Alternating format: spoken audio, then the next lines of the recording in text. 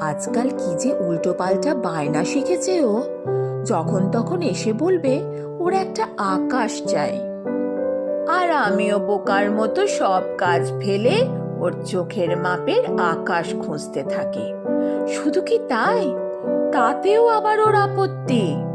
এটাতে বলে মেঘ ভর্তি, তো ওটাতে একঘেয়ে আলো। গোধূলি আকাশ দেখলে ও আবার লজ্জায় মরে যায়। আমার হয়েছে জ্বালা, মেঘ থাকবে না, রোদ থাকবে না, এমন একটা আকাশ আমি কোত্থেকে খুঁজে আনবো? গোলাপ হবে অথচ কাঁটা হবে না, রংটাও আবার লাল, এমন আবার হয় নাকি? একটা কথা আমি কিছুতেই বুঝতে পারি না, ভালোবাসা বুকে এসে বসলেই মানুষ কেন পাখি হতে চায়?